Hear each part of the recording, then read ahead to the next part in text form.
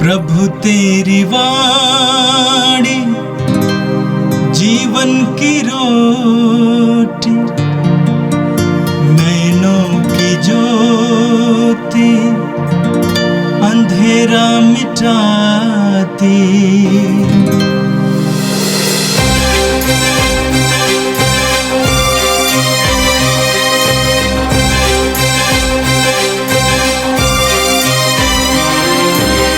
प्रभु तेरी वाणी जीवन की रोटी, नैनों की ज्योति अंधेरा मिटाती।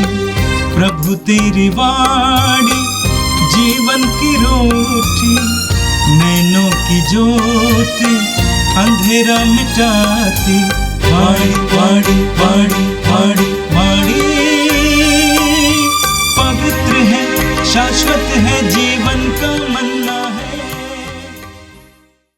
9 मार्च शनिवार। पहला पाठ नबी होशिया का ग्रंथ, अध्याय 6, वाक्य संख्याएँ 1 से 6 तक। आओ हम प्रभु के पास लौटे। उसने हमको घायल किया, वही हमें चंगा करेगा। उसने हमको मारा है, वही हमारे घावों पर पट्टी बांधेगा। वह हमें 2 दिन बाद जिलाएगा, तीसरे दिन वह हमें उठाएगा और हम उसके सामने जीवित रहेंगे। आओ हम प्रभु का ज्ञान प्राप्त करने का प्रयत्न करें। उसका आगमन भोर की तरह निश्चित है।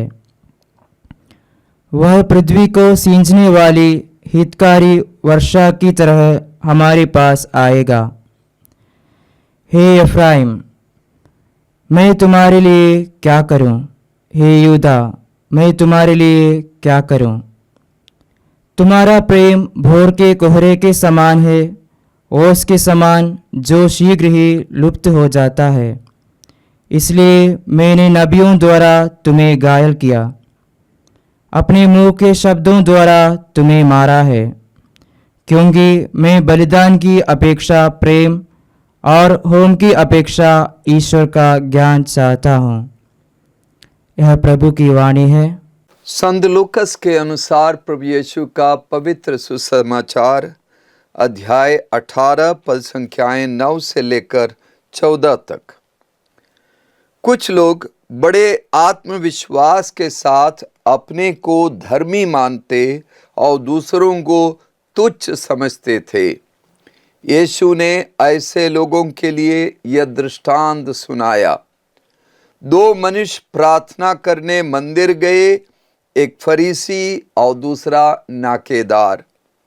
फरीसी तन कर खड़ा हो गया और मन ही मन इस प्रकार प्रार्थना करता रहा, ईश्वर, मैं तुझे धन्यवाद देता हूँ कि मैं दूसरे लोगों की तरह लोभी, अन्यायी, व्यभिचारी नहीं हूँ और न इस नाकेदार की तरह ही। मैं सप्ताह में 2 बार उपवास करता हूँ और अपनी सारी आय का दशमांश चुका देता हूँ। नाकेदार कुछ दूरी पर खड़ा रहा। उसे स्वर्ग की ओर आंख उठाने तक का साहस नहीं हो रहा था। वो अपनी छाती पीट पीट कर यह कह रहा था, ईश्वर, मुझ पापी पर दया कर। मैं तुमसे कहता हूँ, वो नहीं बल्कि यही पाप मुक्त होकर अपने घर गया। क्योंकि जो अपने को बड़ा मानता है वो छोटा बनाया जाएगा, परंतु जो अपने को छोटा मानता है वो बड़ा बनाया जाएगा। यह प्रभु का पवित्र सुसमाचार है। क्रिस्त प्रभु की जय। यीशु में मेरे प्रिय भाइयों बहनों, आज के दोनों पाठ हमें सच्चा और झूठा पश्चाताप के बारे में बताते हैं। पहला पाठ हमने होशिया नबी के ग्रंथ से सुना। इसमें हम सुनते हैं कि लोग अपनी दुर्दशा में ईश्वर को खोजते हैं। वे कहते हैं, आवो हम प्रभु के पास लौटे, उसने हमको घायल किया, वही हमें चंगा करेगा। उसने हमको मारा है, वही हमारे घावों पर पट्टी बांधेगा। लोग समझ रहे हैं कि प्रभु का प्रेम अटल है, प्रभु का प्रेम हमेशा बना रहने वाला है, लेकिन लोगों का प्रेम वो अल्पकालीन है, लोगों का प्रेम नश्वर है, और लोगों का प्रभु के प्रति जो समर्पण है वो बदलता रहता है।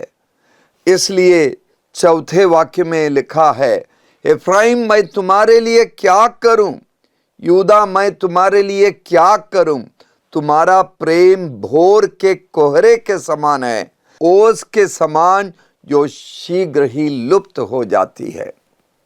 और ईश्वर लोगों के सामने होशिया नबी के माध्यम से दो बातों की मांग करते हैं। वो सबसे पहले प्रभु कहते हैं, मैं बलिदान नहीं चाहता, उसकी अपेक्षा प्रेम चाहता हूं। बलिदान के बदले प्रेम। बलिदान चढ़ाना आसान है, लेकिन प्रभु से अटल प्रेम करते रहना मुश्किल है। आगे प्रभु कहते हैं, होम की अपेक्षा ईश्वर का ज्ञान चाहता हूं। मैं चाहता हूं तुम्हारे दिलो दिमाग में ईश्वर का ज्ञान हो। लोग ईश्वर के प्रति कुछ अनुष्ठान अर्पित करते हैं, लेकिन वे अपने दिल को बदलना नहीं चाहते। ईश्वर पापों को क्षमा देने के लिए तैयार हैं, लेकिन हमारे द्वारा कुछ अनुष्ठान करने से, कुछ प्रार्थनाएं बोलने से, ईश्वर की स्तुति में कुछ गीत या भजन करने से ईश्वर हमारे पापों को क्षमा करेगा, ऐसा सोचना गलत है। ईश्वर हमसे हृदय परिवर्तन चाहता है। ईश्वर हमारी तरफ से पशुओं की बलि नहीं चाहता, होम नहीं चाहता, वो हमारे परिवर्तित हृदय चाहता है। वो पश्चाताप की भावना से भरे हुए हृदय चाहता है। वो हमारी विश्वसनीयता चाहता है, वो हमारी वफादारी चाहता है। ईश्वर हमारा प्रेम चाहता है। ईश्वर का ज्ञान, जो ईश्वर के बारे में ये कोई अस्पष्ट दार्शनिक विचार नहीं है। ये दार्शनिक बातें हमारे हृदय को परिवर्तित नहीं करती, लेकिन ईश्वर का ज्ञान का मतलब है वर्तमान का अवबोध। ईश्वर इस समय मुझसे क्या चाह रहा है, इस सच्चाई का अवबोध, यही ईश्वर का ज्ञान है। ईश्वर कृपाओं का स्रोत है। ये अनुभव ही ईश्वर का ज्ञान है। मुझे ईश्वर पर निर्भर रहने की ज़रूरत है, मुझे ईश्वर की कृपा पर भरोसा रखने की ज़रूरत है। ईश्वर के बारे में जिसके अंदर ये अनुभव होगा, वो ईश्वर की संगति में रहेगा, वो ईश्वर की कृपा में आगे बढ़ेगा। आज के सुसमाचार में संत लूकस इसी बात को हमें बताते हैं, इसलिए यह महत्वपूर्ण है।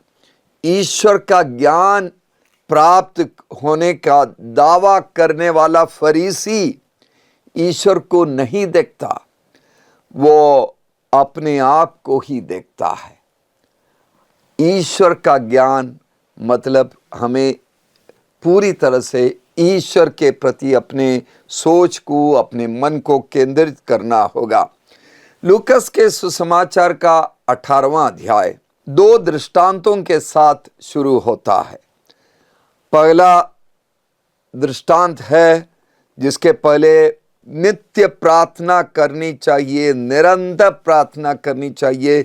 इस वचन के साथ प्रभु यीशु दृष्टांत शुरू करते हैं, और वो विधवा की प्रार्थना का दृष्टांत 18वें अध्याय के पहले से लेकर 8वें पद तक है, और उसके तुरंत बाद 9 से लेकर 14वें पद तक फरीसी और नाकेदार की प्रार्थना का दृष्टांत है। फरीसी तन कर खड़ा हो गया और शायद एकदम वेदी के सामने खड़ा था, जबकि नाकेदार कुछ दूरी पर शायद बिल्कुल पीछे खड़ा था। फरीसी की प्रार्थना अपने आप से था, नाकेदार को आंखें ऊपर उठाकर देखने का भी साहस नहीं हो रहा था। फरीसी ने अपना महिमा मंडन किया, वो अपनी स्तुति गाने लगा, वो शायद अपने आप को धन्यवाद दे रहा था, मैं ऐसा हूं, मैं वैसा हूं, अपने आप को धन्यवाद दे रहा था, अपनी स्तुति कर रहा था। जबकि नाकेदार अपनी छाती पीट पीट कर रो रहा था और ये कह रहा था, हे ईश्वर मुझ पापी पर दया कर। भाइयों बहनों, इन शब्दों पर ध्यान दीजिए, नाकेदार के शब्द, हे ईश्वर मुझ पापी पर दया कर। उसे मालूम था कि वो कौन है, उसके अपने पापों का अवबोध उसे था, जबकि ईश्वर की उदारता, पाप क्षमा करने की वो ईश्वर के सामर्थ्य पर वो भरोसा रखता था। बताया जाता है कि मठवासी संत लोग और रेगिस्तान में रहने वाले, जंगलों में रहने वाले संत लोग भी इन वचनों को, इन शब्दों को बार बार दोहराते थे, हे ईश्वर मुझ पापी पर दया कर। पूरा दिन एक ही वाक्य को दोहराते थे और एक एक शब्द पर ध्यान देते थे। कुछ समय एक शब्द पर, कुछ दूसरे समय पर दूसरे शब्द पर। हे ईश्वर, उस समय ईश्वर की महानता पर वे लोग सोचते थे, ईश्वर की उदारता पर सोचते थे, ईश्वर के प्रेम पर मनन करते थे और मुझ पापी पर, अपने पापों के बारे में वे सोचते थे, अपने पापों को याद करते थे, अपनी विनम्रता को प्रकट करते थे, अपनी हीनता, अपनी अनिमा, अपनी तुच्छता के बारे में समझते थे। दया कर, यह कहते हुए ईश्वर की दया, ईश्वर की अनुकंपा पर वे लोग सोचते थे। एक कहानी बताई जाती है एक छोटी बच्ची के बारे में। वो उस परिवार का अंग था जिसने अपने घर को शिफ्ट किया, एक नए घर में, एक अच्छे घर में वे लोग आ गए और बच्ची रात बिताई अपने नए घर के नए कमरे के नए पलंग पर। उस पलंग के पीछे यीशु की एक खूबसूरत तस्वीर थी। जब बच्ची सुबह जागी तो उसने देखा कि पलंग के आगे, पलंग पर ही एक बहुत बड़ा दर्पण था, बहुत बड़ा आईना था और उस दर्पण पर पीछे से, उसके सिरहाने के पीछे जो दीवार है, उसे यीशु की तस्वीर की प्रतिछाया पड़ रही थी। यीशु को वो अपने सामने दर्पण में देख पा रही थी। उसे अच्छा लगा और उससे यीशु की तस्वीर को और अच्छे तरीके से देखने के लिए वो उठी, पलंग पर खड़ी रही, देखती तो यीशु को नहीं देखती, वो अपने आप को देखती है। फिर वो लेट गई, फिर यीशु को देखती है, फिर खड़ी हो जाती है, अपने आप को देखती है। बाद में वो अपनी माँ के पास जाकर बोली, मम्मी, जब मैं अपने को देख नहीं पाती हूँ तब मैं प्रभु यीशु को देखती हूँ।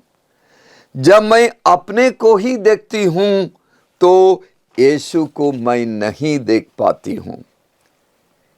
यीशु में मेरे प्रिय भाइयों बहनों, फरीसी और नाकेदार प्रार्थना करने के लिए जाते समय लगता है कि अपने हाथ में आईना लिया था, दर्पण लिया था, लेकिन आश्चर्य की बात है कि दोनों ने दो अलग अलग भिन्न तरीके से आईने का इस्तेमाल किया। सुसमाचार के 11वें पद पर लिखा है कि फरीसी कहता है, मैं दूसरे लोगों की तरह लोभी नहीं हूं, अन्याय नहीं हूं, व्यभिचारी नहीं हूं और ना इस नाकेदार की तरह ही मैं सप्ताह में 2 बार उपवास करता हूं और अपनी सारी आय का दशमांश चुका देता हूं। जबकि नाकेदार वो अपनी गलतियों को देखता है, उसने अपनी कमियों को देखा। आर्थिक मुनाफा पाने के लिए दूसरों को उसने धोखा दिया था, उसके बारे में उसके अंदर अवबोध आ गया। उसे एहसास हुआ कि उसने अत्याचार किया है, अपने ही लोगों के खिलाफ काम किया है। उसके अंदर एक एहसास हुआ कि मुझे ईश्वर की कृपा पाने की जरूरत है।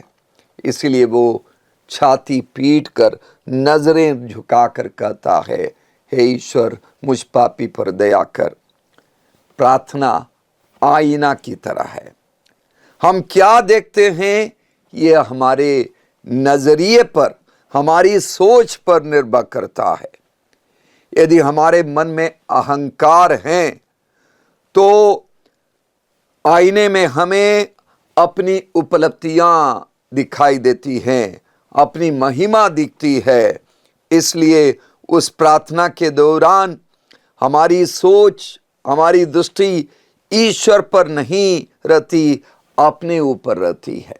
और सभी अच्छाइयों का स्रोत तो ईश्वर है, लेकिन हम उस ईश्वर को हटाकर सभी अच्छाइयों का स्रोत अपने आप को रखते हैं, अपने आप को मानने लगते हैं।